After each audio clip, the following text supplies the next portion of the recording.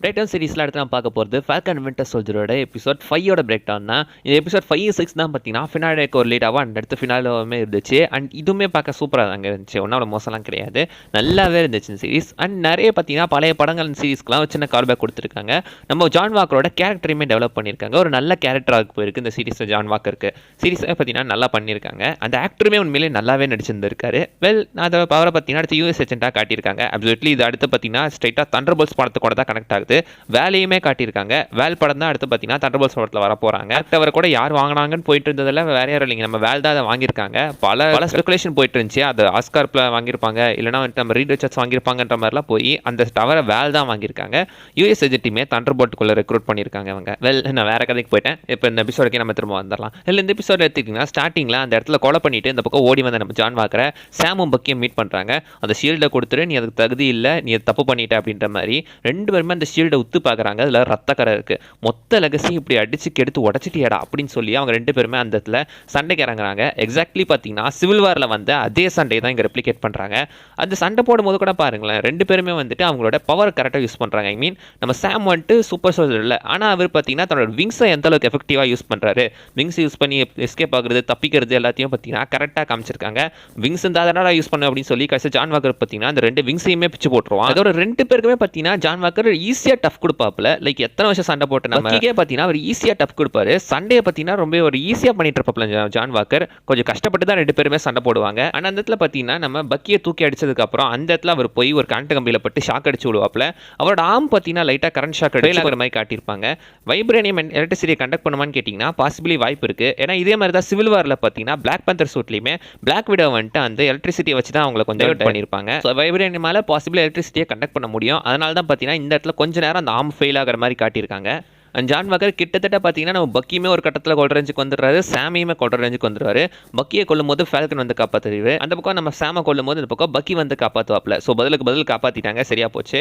அந்த இடத்துல நீ ஷீல்டு கை இருந்தால் தானடா நீ ஷீல்டை பிடிப்ப அப்படின்னு சொல்லி கையவே உடச்சி பார்த்தீங்கன்னா ஷீல்டை காட்டி எடுத்துருவாங்க. அதை எடுத்து எகைன் பார்த்தீங்கன்னா நம்ம சாம் கிட்டே கொடுத்துருவாங்க.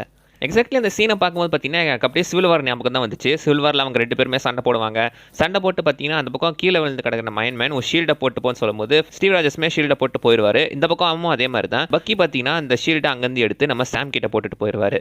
அந்த பக்கம் தான் பார்த்தீங்கன்னா டாரஸையுமே காட்டுவாங்க. டாரஸை பார்த்து அவங்க பேசிகிட்டு இருக்கும்போது அவர் சொல்லுவார், உங்கள் ஸ்லீவை கரெக்டாக எடுத்துட்டீங்க போல அப்படின்னு. அது மீன்ஸ் ஸ்லீவை நான் அதை சொல்ல வராருன்னா இதுக்கு முன்னாடி எபிசோடில் தான் அந்த ஸ்லீவை கழட்டி போட்டு தான் சண்டைக்கு போகல நம்ம சாம் பக்கி. அதை பற்றினா இந்த இடத்துல அவர் மென்ஷன் பண்ணுறாரு. அடுத்து பார்த்தீங்கன்னா இந்த விங்ஸ் என்ன பண்ண போகிறேன்னு கேட்குறதுக்கு நீயே வச்சுக்க அப்படின்னு சொல்லி கொடுத்துட்டு போயிடுவார். இப்போ அடுத்து captain America brave new world படம் வேறு வருது. அந்த படத்தில் பார்த்தீங்கன்னா டாரஸ் தான் அடுத்த ஃபால்கனாக வர போகிற மாதிரி காட்டியிருக்காங்க. 2-3 கிளிப்பில் டாரஸையுமே காட்டியிருக்காங்க அந்த ஃபால்கன் சூட்டில். பாசிபிளி அடுத்த படத்தில் பார்த்தீங்கன்னா இந்த விங்ஸை ரெடி பண்ணி நம்ம டாரஸே அடுத்த ஃபால்கனாக வரதுக்கான வாய்ப்புகள் இருக்குது. அடுத்து ஜான் வாக்கருக்கு பார்த்தீங்கன்னா ஒருத்தரை கொண்டுட்டதுனால இப்போ உலகம் ஃபுல்லாகவே பார்த்தீங்கன்னா ஸ்ப்ரெட் ஆகிடுச்சு. இப்போ அவருக்கான ஒரு ட்ரையல் நடத்துகிறாங்க. அந்த இடத்துல அவர் அங்கே இருக்கிற கவுன்சில் செனட்டர்ஸ் அவங்க அந்த பெரிய சீஃப்ஸ் எல்லாத்தையுமே கூட எதிர்த்து பேசுகிறாரு. நான் அங்கே செஞ்சது கரெக்டு தான், நான் தான் கேப்டன் அமெரிக்கா, இத்தனை காலங்களாக நீங்கள் சொல்கிறத தான் நான் செஞ்சுக்கிட்டு இருந்தேன், நீங்கள் தான் என்ன ட்ரெயின் பண்ணீங்க, இதுக்காக தான் என்ன ட்ரெயின் பண்ணீங்க அப்படின்னு சொல்லி அங்கே இருக்கிறவங்களே எதிர்த்து பேசுகிறாரு. வெல், டெக்னிக்கலாக அது உண்மைதாங்க. ஏன்னா இவர் வந்துட்டு ஒரு சோல்ஜர் மேலே இருக்கிற ஒபேதா ஆர்டர்ன்ற அந்த ரூல் படி தான் ஃபாலோ பண்ணிட்டு இருப்பாங்க. அவர் சொந்தமாக முடிவெடுக்கிறதுன்றது கொஞ்சம் கஷ்டம் தான். ஆனால் நம்ம ஸ்டீவ் ராஜர்ஸ் சொந்தமாக முடிவெடுத்து பல பேரை காப்பாற்றிருப்பாரு. அதான் ஸ்டீவ் ராஜர்ஸ். இதுதான் நம்ம ஜான் வாக்கருக்கும் ஸ்டீவ் ராஜர்ஸ்க்குமான வித்தியாசம். ஸ்டீவ் ராஜர்ஸ் எது சரியோ அதை பண்ணுவார். இந்த பக்கம் ஜான் வாக்கர் மேலே இருக்கிற கவர்மெண்ட் என்ன ஆர்டர் கொடுக்குறாங்களோ அதை மட்டுமே ஃபாலோ பண்ணுறவர். இங்கே ஜான் வாக்கருமே அதை எடுத்து பேசிட்டு வெளியே வந்துடுவார்.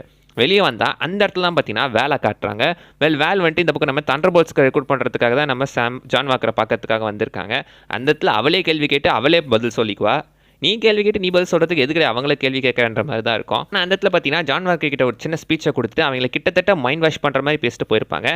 வேல் பார்த்தீங்கன்னா ஒரு ட்ரிபிள் ஏஜென்ட் வேலைலாம் பார்த்துக்கிட்டு இருப்பாங்க. ஒரு பக்கம் பார்த்தீங்கன்னா லெவியாத்தானில் வேலை செய்வாங்க, ஹைட்ராவில் வேலை செய்வா, ஷீல்டில் வேலை செய்வா, கவர்மெண்ட்டுக்கு வேலை செய்வா, அதுக்கப்புறம் சில டெரரிஸ்ட் ஆர்கனைசேஷன்லேயும் இருப்பா. ஒரு பெரிய ஸ்பைங்க. ஆக்சுவலி காமிக் ஒரு கட்டத்திலே தான் மேடம் ஹைட்ராவாக மாறுற மாதிரி காட்டியிருப்பாங்க.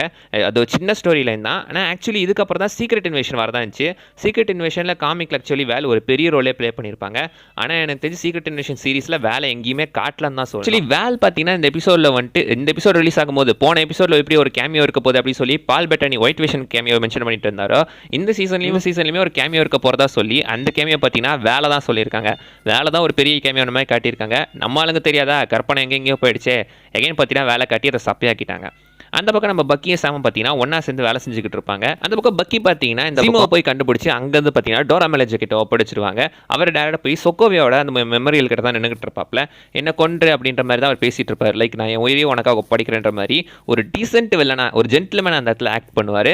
அதுக்கப்புறம் பார்த்தீங்கன்னா அவங்க அங்கிருந்து போயிட்டு டோரா மிலேஜே ஜீமோவை கூட்டிட்டு போய் ராஃப்ட்ல அடைக்கிறதுக்காக கூட்டிட்டு போயிடுவாங்க. அந்த டோரா மிலேஜ் கிட்ட ஒரு ஃபேவருமே கேட்பாரு. வேற எதுவும் கிடையாதுங்க, நம்ம ஃபால்கனுக்கு புதுசாக ஒரு விங்ஸை ரெடி பண்ணுறதுக்காக தான் அவர் கேட்டிருக்காரு. புது விங்ஸையுமே ரெடி பண்ணி இந்த எபிசோட்லேயே பார்த்தீங்கன்னா கொடுத்து விட்டுருவாங்க. அந்த பக்கம் பார்த்தீங்கன்னா ஐசியா பிராட்லியை காட்டுறாங்க. ஐசியா பிராட்லியை எதுக்காக இப்படி பண்ணாங்கன்றதுக்கு இந்த இடத்துல தான் ஸ்டோரி காட்டுறாங்க.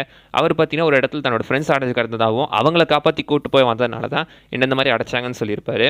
இதே விஷயத்தை தான் ஸ்டீவ் ராஜர்ஸ் பண்ணியிருப்பாரு. ஆனால் ஸ்டீவுக்கு பார்த்தீங்கன்னா அவங்க கேப்டன் அமெரிக்காவாக்கி பயங்கரமாக பார்த்தீங்கன்னா பாராட்டியிருப்பாங்க, ஒரு ஹீரோ ஆக்கி விட்டாங்க. ஆனால் இந்த பக்கம் பார்த்தீங்கன்னா நான் இந்த மாதிரி ஒரு பிளாக் இதை பண்ணதுனால அவங்க என்ன ஜெயிலில் அடைச்சாங்க, 30 வருஷம் என்ன அடைச்சி பயங்கரமாக சித்திரவதை பண்ணாங்க அப்படின்னு சொல்லி அவர் தனக்கு ஏற்பட்ட அந்த காயங்கள் எல்லாத்தையுமே காட்டுவார். உண்மையிலே பார்க்கும்போது ரொம்ப கஷ்டமாக தான் இருந்துச்சு. உண்மையிலே அந்த கேரக்டர் பார்க்கும்போதே பயங்கர பாவமாக இருந்துச்சு. இந்த ஆளுங்க பூரா அவங்க ஆளுங்க கஷ்டப்பட்டா வந்துட்டு அதை பெருசாக பாராட்டுவாங்க, நம்மளாம் கஷ்டப்பட்டா கண்டு கூட மாட்டாங்க அப்படின்னு சொல்லி நம்ம ஃபால்கன் கிட்ட அவர் பேசிக்கிட்டு இருப்பாரு. இதுக்கு பின்னாடி ஒரு பெரிய பாலிடிக்ஸே இருக்குது. இதுக்கும் நம்ம ஊருக்கும் பெரிய வித்தியாசம் கிடையாதுங்க. நம்ம ஊர்லேயும் இந்த மாதிரி எத்தனை பாலிடிக்ஸ் நடக்குது. அங்கே நம்ம பக்கி பார்த்தீங்கன்னா ஒரு கட்டத்தில் அந்த பைப்பை டைட் பண்ணும்போது ஏன் வைப்ரேனியம் அவன் யூஸ் பண்ணி சொல்லும் போது நான் ரைட் ஹேண்டுப்பா அப்படின்னு சொல்லுவார். ஸோ ரைட் ஹேண்டட் அந்த இடத்துல மென்ஷன் பண்ணுறாங்க.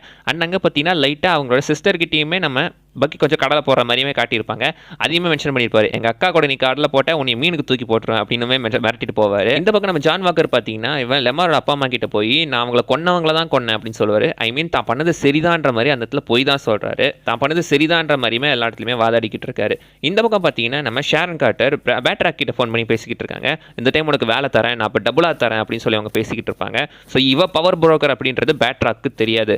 இந்த மொத்த மதிரி பொருளே பார்த்தீங்கன்னா கொஞ்சம் பவர்ஃபுல்லான ஆள்னா இந்த பவர் புரோக்கர் தான். பேட்ராக் பார்த்தீங்கன்னா அந்த பக்கம் அந்த சூப்பர் சோல்ஜர்ஸ்க்கு ஐ மீன் நம்ம கார்லிக்காக பார்த்தீங்கன்னா ஏகப்பட்ட கேஜெட்ஸ் எல்லாம் போய் ஒப்படைச்சிட்டு வருவாங்க. இதுவும் அந்த வெப்பன்ஸ் யூஸ் பண்ணி தான் கார்லி பார்த்தீங்கன்னா அந்த பக்கம் அந்த மீட்டிங்கில் உள்ள புகுந்து வேலையை காட்டுவாங்க. அந்த பக்கம் சாமும் பக்கியும் ஒன்றா வந்து பேசிக்கிட்டு இருப்பாங்க. அங்கே பேசும்போது பார்த்தீங்கன்னா நீ எல்லாத்தையுமே ஃபேஸ் பண்ணணும் அப்படின்னு நம்ம சாம் பக்கி கிட்டையும் பக்கி வந்துட்டு இந்த ஷீல்டு உனக்கு அவன் கொடுத்துருக்கானா கண்டிப்பாக ஒரு காரணம் இருக்குது, அதை யூஸ் பண்ணு அப்படின்னும் மாற்றி பார்த்தீங்கன்னா ஆறுதல் சொல்லிக்குவாங்க. அந்த இடத்துல சாம் பார்த்தீங்கன்னா அந்த ஷீல்டை வச்சு பயங்கரமாக ட்ரைனிங்லாம் எடுப்பார். அந்த பெல்ட்டி குரங்கு சேட்டையெல்லாம் பயங்கரமாக பண்ணி தாவியெல்லாம் பிடிப்பாப்ல. ஸோ இதை வச்சு கரெக்டாகவே ட்ரைனிங் எடுத்து செம்மையாக பார்த்தீங்கன்னா இருக்காரு. பட் ஸ்டில் பார்த்தீங்கன்னா அவருக்கு அந்த பவர் பத்தலன்னு தான் சொல்லணும். ஏன்னா சீனில் அப்படி தான் தூக்கி அடிப்பார். பட் அவர் தூக்கி அடிக்கிறது அந்த அளவுக்கு பவர்ஃபுல்லாக இருக்காது. பட் இருந்தாலும் ஷீல்டை பார்த்தீங்கன்னா ஒரு ஓரளவுக்கு நல்லாவே ஹேண்டில் பண்ண கற்றுக்கிட்டாரு. லாஸ்ட்டில் பார்த்தீங்கன்னா அந்த மீட்டிங்கில் நிறைய பேர் பேசிகிட்டு இருப்பாங்க. அண்ட் ஒரு இந்தியாவை சேர்ந்தவங்களுமே இருக்க மாதிரி காட்டுவாங்க. அண்ட் இந்தியன் ஃப்ளாகுமே அந்த இடத்துல இருக்கும். ஸோ இந்தியாவோட ரெப்ரசன்டேஷன் மார்வலுக்குள்ள பல இடங்களில் இந்தியாவுமே ரெப்ரசென்ட் பண்ணுறாங்க. அது ஒரு வகையில் நல்ல விஷயம். லாஸ்ட்டாக பார்த்தீங்கன்னா நம்ம ஜான் வாக்கர் இது ஒரு போஸ்ட் கிரெடிட் சீனுமே இருக்குது. லாஸ்ட்டாக நம்ம ஜான் வாக்கர் பார்த்தீங்கன்னா தனக்குன்னு ஒரு ஷீல்டை இரும்புல உருவாக்குற மாதிரி காட்டியிருப்பாங்க. வைப்ரேனியம் கிடையாது, அவர் இரும்புல உருவாக்கிக்கிட்டு இருக்காரு. லைக் நம்ம அயன்மேன் பார்த்தீங்கன்னா எப்படி ஃபர்ஸ்ட் பார்ட்டில் அயன்மேன் சொல்லிட்டு பில்ட் பண்ணுற மாதிரி இந்த இடத்துல நீங்கள் கேப்டன் அமெரிக்காவா ஆக்கலனா என்ன, நான் அயன்மேன் ஆக்கிட்டு போயிடுறேன் அப்படின்னு சொல்லி அயன்மேன் மாதிரி பார்த்தீங்கன்னா வேலை செஞ்சுட்டு இருப்பாரு. லெவல் தாங்க இந்த வீடியோ நான் சொல்ல வந்தது. ஏதாவது விஷயம் மிஸ் பண்ணால் நீங்கள் கமெண்ட் பண்ணுங்கள். அடுத்த வீடியோவில் பார்க்குற வரைக்கும் பாய் பாய்.